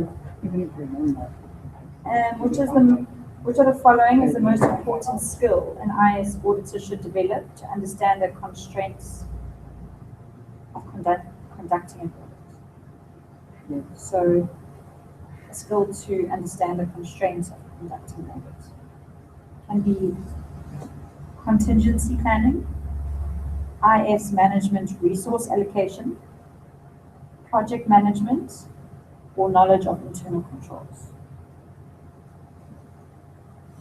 It's hard. So the most important skill to develop to understand the constraints of conducting an audit. So what are the constraints to conducting an audit? Resource. So that, yeah, resource could be one. So it's having people to be able to do it. What's our option? Not Time. none of this thing. Time can be another one. So you've got deadlines, you've got skills is one. Understanding. Sorry? Yeah. You do. I think skills.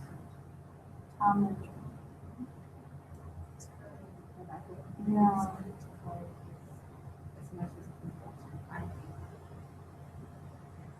Okay, so who would guess who would I'd say D. I will go with. is knowledge of internal controls? Yes, I will go with I that. actually said contingency planning, but that was wrong, and you're also wrong. The answer is project management. Because you're managing a project from beginning to end. If you can do a perfect audit. If you don't get the answer to the person who needs it on time, that perfect audit counts for nothing. It says audits often involve resource management and deadlines similar to project management best practices. So the best skill we can have is project Project management. management. That's all we need. We don't need PM Bob. Why are we doing this? We should be doing PM Bob here. What's that? That's another Yeah. certification. Yeah. Project management. Yes, how do you manage a project that you don't even know how to, you don't even understand? Should be able to understand the constraints. You see, but if you look at a project manager now, okay, and the role of a project manager on a project, one of the things they have to do is risk assessments. Okay, they need to do resource allocation. So they need to understand who've they got, what skills do these people have? Do I have the people who can take this task for me and finish it on time? If not, I've got to have a contingency plan, go back to my sponsor, get an external party to come in and help me do it. Those are all the functions of a project manager. So a project manager, while he may not have the skill of doing a particular function, needs to know which of his people can and can't do that and get people to come and do it where they can't. No, I think for any project, like our development project, you Yeah, need doesn't all of the matter same what that is. skills in order to see through. Yeah. So you can see why they choose that answer. It doesn't still make it any easier. Because you think knowledge of internal controls, you know. Yeah, see, but they talk about constraints. They talk about constraints, though. So Yeah, that's where it's. That's why I said contingency. So contingency planning is something that you put in place in case something happens and goes wrong. So you might say, well, if this doesn't happen on time, what's my contingency? Sure. Okay, let's get to some easy ones then. Remember your chat. An IS auditor reviews an organizational chart primarily for A, an understanding of workflows, investigating various communication channels, C, understanding the responsibilities and authority of individuals, or D, investigating the network connected to different employees. Sorry, the question again is? An IS auditor reviews an organizational chart for A, understanding of workflows, B, investigating various communication channels, C, understanding the responsibilities and authority of individuals, or D, investigating the network connected to different employees. Eliminate D first. Yeah. D you can take out because you've got formal networks and informal networks, and if you want to see how that all fits together, the organization chart's going to tell you nothing. Yeah. Okay, so it's not that one. Understanding the responsibilities and authority of individuals. Could be.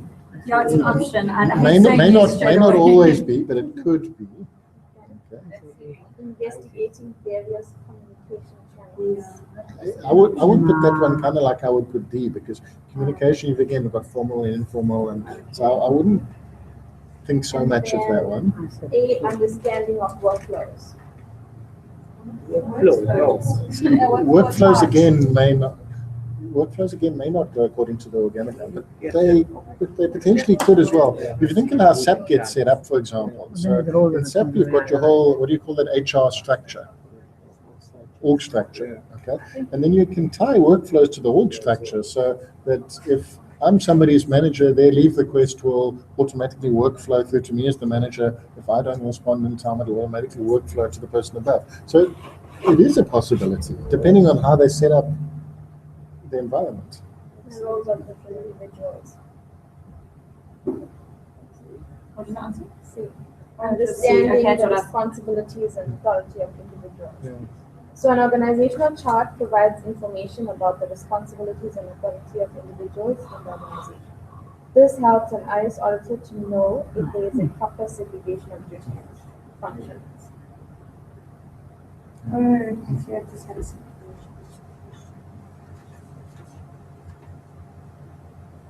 Yeah, okay. Which audit techniques provide best, which audit technique provides the best evidence of the segregation of duties in the IS department? Discussion with management and review of the organization chart, observation and interviews, or sorry, this is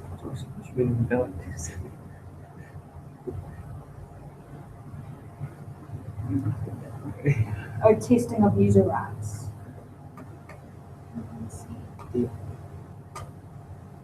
Testing of user rights. That's what I said. No, it's So you want to C. Okay, I'll repeat them all. Discussion with management. So eliminate that one. How that's evidence for the segregation.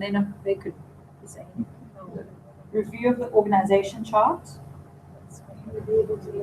So that doesn't, the org chart may just be a piece of paper that may not align to how things are actually configured in the system. Yeah, how they relate to it. For segregation. Observation and interviews. Yes, you may identify segregation breaches when you're speaking to. Yeah. And you're watching what they're doing and who's actually doing it. Actually performing their task. Yeah, or the testing of the user rights. But that's more about rights that they have within the information system. So that's. It's not giving you an end-to-end view on the Yes. process. So yeah, the answer is C. And it says, by observing IS staff performing their tasks, an IS auditor can identify whether they are performing any incompatible operations. And by interviewing the IS staff, the auditor can get an overview of the tasks. Then they can evaluate the segregation. The other thing about access rights is that it can sometimes be incredibly difficult to work out what exactly it means. Because, if you look even in the SAP environment or any of these, so you've got users and then you've got groups, and a user could be a member of a couple of different groups. Then you've got to go and figure out, well, what can that group do? Okay, there might be certain functions allocated to that, but what do those functions actually do? And you've got to drill down and drill down and drill down until you actually figure out exactly what you can do with all these things. And sometimes that can be an impossible task within the constraints of an audit. So trying to do D to achieve the objective, in theory, maybe. In practice, there's just no way that it would be able to do that. But now in the real world, will the person, just because you are observing that specific person doing his or her own duties, will the person actually perform exactly what you want him to perform whatsoever when you're there? That's our limitation.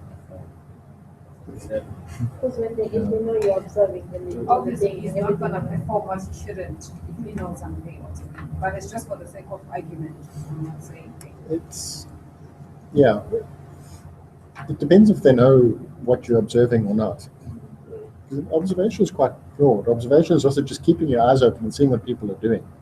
If you spend a couple of days in an environment and you're watching what everybody is doing, okay, believe me, you can pick up so many things. You'll overhear a phone call.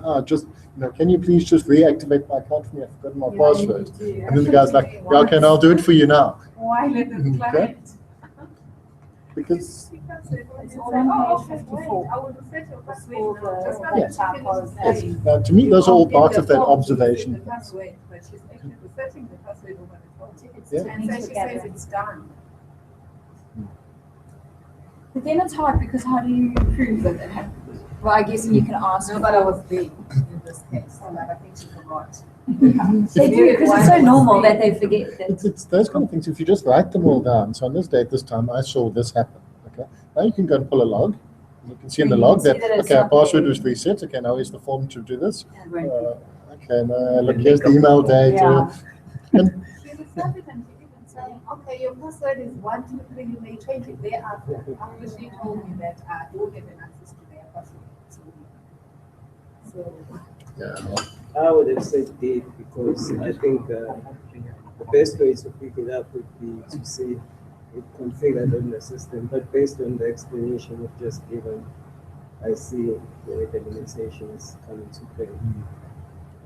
we're busy doing some audits at the moment, and you look at all these things, and you've got these huge matrices now of what can happen where. Yeah. But even when you look at it in the most detailed level, I still cannot tell you exactly what does that mean in terms of what it is, because some programmer somewhere has written something, and if somebody else hasn't audited it to confirm that access to credit notes doesn't actually mean they can draw petty cash, you would never know.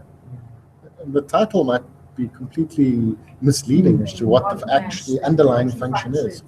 So that's why in SAP you've got those T codes and you've got all those objects and you know the amount of detail that goes into matching all those things. And then after that you still have other means of saying, well, hang on, let's go and actually look at the logs of who's done what and and people done stuff they shouldn't. Yeah. Just a few requirements, which is Sure. more clear. No problem.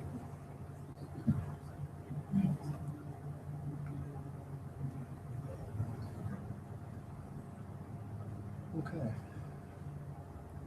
Some more questions there. A lot. Just That's good. looking Let's for- go. Okay, an integrated test facility. I just want to know what that is. Okay, but then I'll go to the question. An integrated test facility. So it's something that's built into. So just if you take the word integrated, integrate is something that's like built in and embedded in. And It's okay. An integrated test facility is considered a useful audit tool because it is a cost-efficient approach to auditing application controls. B, it enables the financial and IS auditors to integrate their audit tests. Or C, compares processing output with independently calculated data. D, provides the IS auditor with a tool to analyze a large range of information. Enables the financial and information systems auditor to integrate their audit tests. okay, so it's not that one. Yeah, I think also the definition of the integrated test. Facility. Okay. Suppose the system. Integrated Program. test Let's facility. program. Okay, and then within that system program, there is a function for an auditor to come in and just check the number of times passwords have been changed. Would that be Not according to their definition. So there's a fairly strict definition as to what this is. So you kind of need to just go and look at that. But if we come back to item B on there, so getting IT auditors to work with financial auditors is always a problem, okay? Because financial auditors don't want to understand what the IT auditors are even doing, okay? So that means you kind of go down these different paths, and an ITF is not going to solve that political and understanding problem, okay? So that one doesn't work. If we then go and look at the other options there, Okay, A is a cost-efficient approach to auditing application controls. so it may well be, okay? Okay, but we're looking for Okay, a so useful audit tool. Integrated isn't a It's necessary. a audit tool. Makes what you want. This is financial or information this concept now. I think it's like Isn't a it program that embedded. I think it financial would- and yeah. embedded the Might be cost. Would it not be a assessment related investigation? yeah, I can read to you what it says here. Hmm. Okay, then you can see which one of those applies. So it says, in this technique, dummy entities are set up and included in an auditor's production files. So it's almost like having test company codes within the system. Okay, the IS auditors can then make the system either process live transactions or test transactions during regular processing runs, and have these transactions update the records of the dummy entity. The operator enters the test transactions simultaneously with the live transactions that are entered for processing. The auditor then compares the output with the data that have been independently calculated to verify the correctness of computer-based. And Data. you just quoted the definition Yeah. on C, where it says the last sentence you wrote That's not true. compares processing output, but this is in chapter 1 though. This But is it's putting in The question, it's putting in, is that the answer? the answer is C, it compares processing output with independently calculated data. And if you read the last sentence you read for us, yeah. it's the So same. that's part of it. Yeah. So if we look at the other options, then Okay, is a cost-efficient approach to auditing application controls. okay, so it may or may not be. Okay, because it might be incredibly expensive to like this. Okay, we already done with the financial and IS auditors part.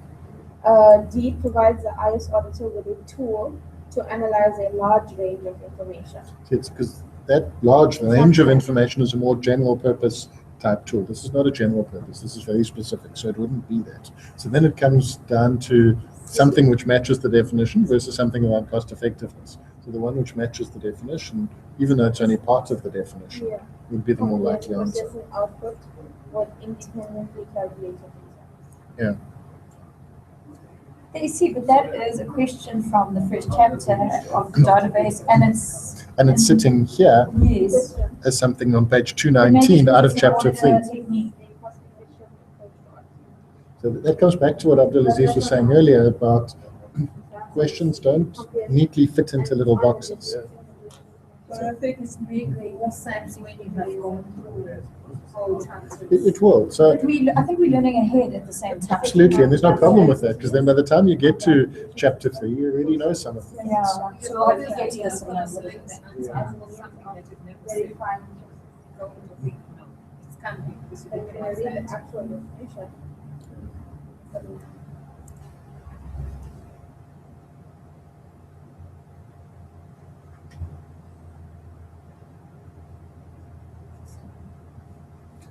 Okay. What is the next question?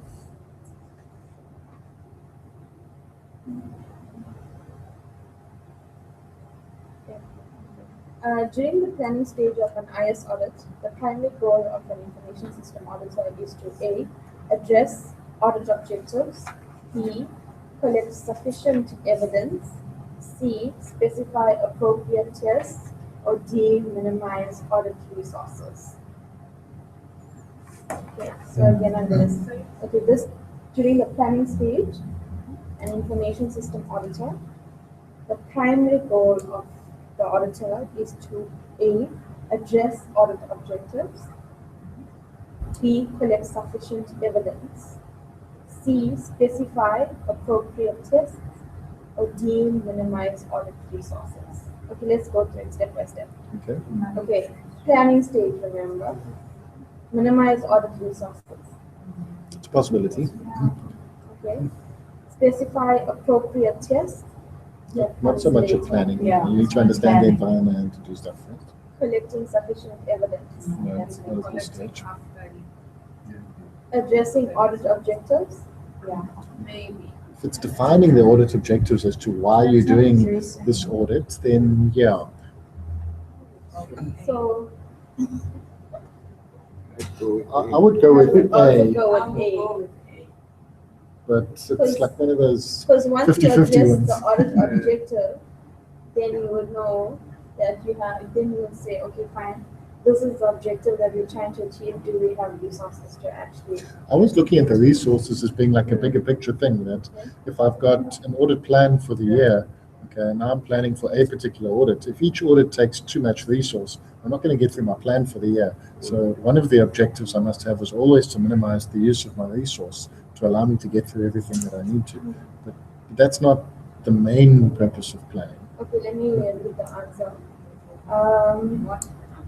It is to address audit objectives. Yeah, it's A. And why it's not D is because B, C, and D, which is collecting sufficient evidence, specifying appropriate tests, and minimizing audit resources, are all undertaken to address the audit objective. And are thus secondary to addressing the audit. Makes sense. As per ISACA auditing standards. Yeah. So again, it comes back to those order of activities. All of the answers are right in some form or another, but they're either at different levels or different timing. That's what I'm saying. These things look so easy when you're reading it. Like the question, it's short, but you know. I think like what I just picked up is the mistake I made was to ask two questions. I'll just read it. I'll ask you, oh, I know it. Yeah. And sometimes even because it's the fourth question, you already answered the question Yeah. but you didn't continue reading all the questions. That's also important, is even if when you're reading the answers, you think you know the answer, okay? Don't ever write it on your answer paper. Circle it on the question paper and make damn sure you read every one of the options. Because one of the other ones further down might figure something that goes, whoops, hang on. Whoa, go back, read the question again. What are they asking? Yeah, so like you say, when I break down the question, to please understand what it's saying. And if you do that with every question that you're looking at, and you keep doing it, you'll get more and more efficient at doing it and become second nature. So up front, you might think, I don't possibly have enough time to do this for every question. Okay, you learn that as a practice skill over this period. When you get to the exam, you will have enough time, because you're not going to be sitting there and reading something and going, no, what are they saying? Okay, stop, go read it again, read it again, read it again. You've like read it for the 4th time now, and then you're sitting back thinking, I don't know what they're saying. This is meaningful. But if you had broken it down logically, you would have used that time more effectively. I've got one here. And to ensure that audit resources deliver the best value to the organization, the first step would be to schedule the audits and monitor the time spent on each audit. Train the IS audit staff on current technology used in the company. Develop the audit plan on the basis of a detailed risk assessment, or develop audit programs.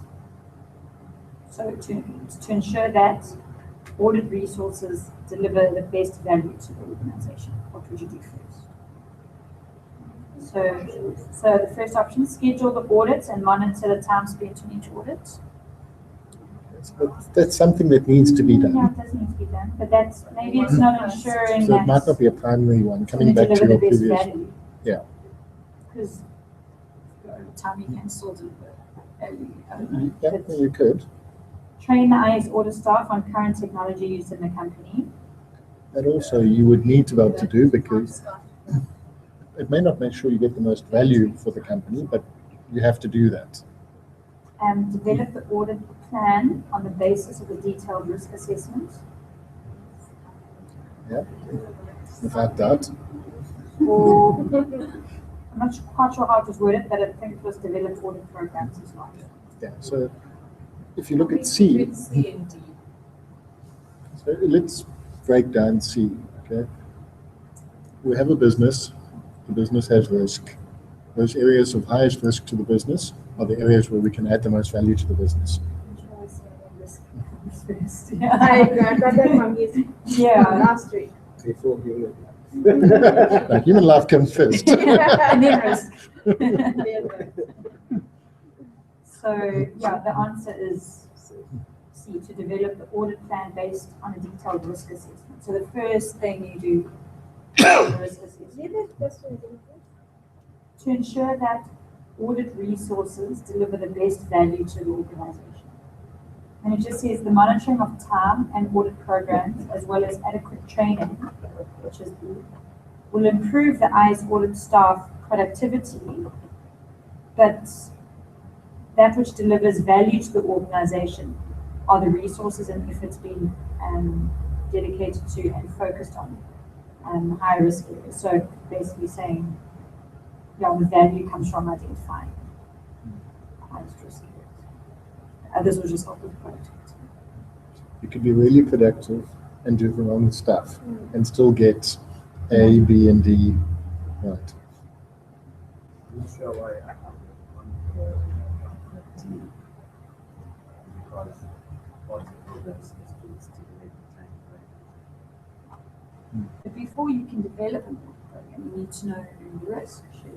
Yeah. But you see, look at risk as being broader risk. So you might be going and checking out the debtors book in a cash business, and you can have the perfect audit program and you audit it to death, but there's only 5 guys there, and it's the owner's wife and his son and whatever, because they're a cash business, and there's absolutely no value to the business. Even though you might do it the most effectively, you finish it on time, working papers are superb class, everything, but it's not adding value to the business. So the risk they're looking at is that organizational high-level risk to the business as a whole.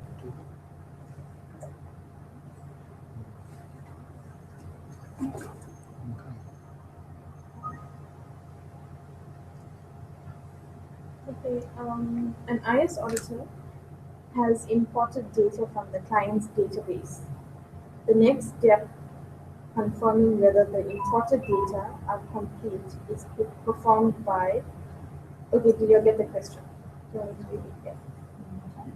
The IS auditor has imported data from the client's database. And the next step is confirming whether the imported data are complete. And this is performed by A, matching control totals of the imported data to control totals of the original data. B, sorting the data to confirm whether the data are in the same order as the original data. C, reviewing the printout of the first 100 records of original data with the first 100 records of the imported data. And then D, filtering data for different categories and matching them to the original data. I don't think much experience is required here. Everything you do with A. Matching control totals of the imported data to the control totals of the original data. Yeah, because in the question again, they talk about completeness. So completeness is making sure everything's there. So the one about matching the first 100, that's useless. Yeah. Not going to tell you And about then completeness. The second one about sorting the data to confirm whether the data is in the Same order. Again, that doesn't help you because if 10 are missing, it could be in the same order. Filtering data. Yeah. Okay. That's just something that's important whenever you're doing any kind of data analytics. Okay? You're getting a copy of the data, you've got to make sure that your copy matches that original data in the system before you can do anything else. Otherwise, everything you're doing is invalid. I'm talking about the overall audit. So which of the following, you may have done this, but just it's one of these points. Which of the following outlines the overall authority to perform an IS audit? The audit scope with goals and objectives, a request from management to perform the audit, the approved audit charter, or the approved audit schedule. So this is more in the initial stage. So which of the following outlines the overall authority to perform the IT audit, the IS audit? Yeah, so it's the audit chart. Because again, if you look at that hierarchy, that's the highest of the levels that are there.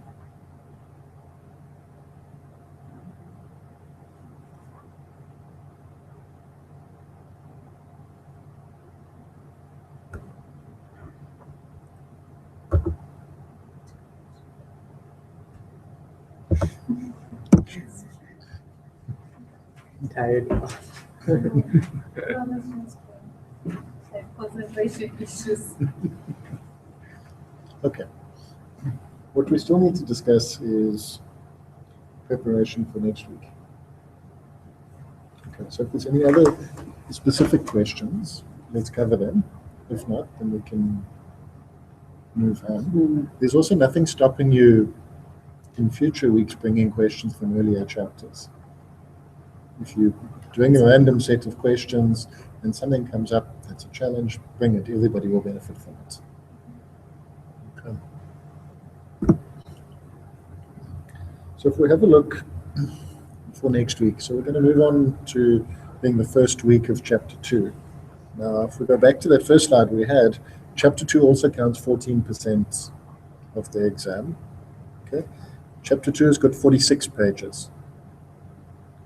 Okay, so it's going to have the same number of questions as we had from Chapter 1, but it's about 30% more in terms of material to go through. So that means your number of marks per page you study is going down from 0.42 to 0.3. So that means it's less dense. You're not going to get asked as many questions per page. Okay. But that does still mean there's 46 pages to get through. So what Zubair suggested earlier is try and get through all 46 of those pages in a week. I think at this early stage, it's possible. It won't be easy, but it's possible. If you look further down, Chapter 3 is 78 pages. Okay, that's much more difficult to get through that in 1 week. But for this one, we can do it in a week. So that would then allow us to have the second week of being just questions. And next week we can deal with issues in the chapter and the start of the questions. The second week being just questions. So what's the thinking, how are people feeling about it? Are you going to be able to get through 46 pages in the next week? Push ourselves. And even if you don't, you can read it the next week, but at least we'll discuss whatever there is. Even if you go through 30 out of the 46 and you bring up more issues than you would, as the person who did 46, you still benefit Still more. benefit, yeah. And you can read the How other many is that 16. amount? 5, 10 a day, say, without weekends.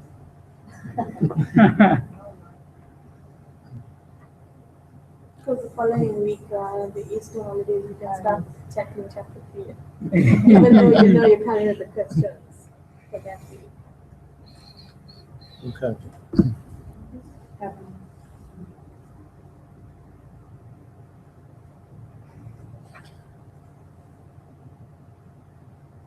So the aim then is to get through the whole chapter, those 46 pages. Okay. And pretty much same approach then. Flag areas in the chapter. You know what works quite nicely as well is you get those little, almost like plastic, not post-it notes, but they're little plastic tags that are reusable. So it's sticky on the one end, it's plastic and sticks out, and because they're quite thin, you can fit quite a lot of them in. So you could just, in the pages where you've got terms that you come across that you don't quite understand, or just put those little tags in the book, and then when you come here, you can just flip through to those ones. And as we address each one, you can just remove the tag and just put them all on the back page or something, and then you can use them as we go through. That can be quite effective at highlighting those areas.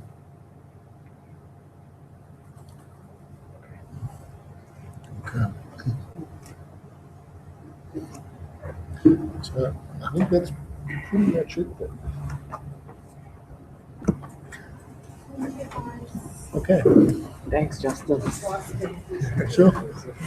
Hopefully you're finding this useful and motivating to keep moving with the material. It's not highlighted. Yeah.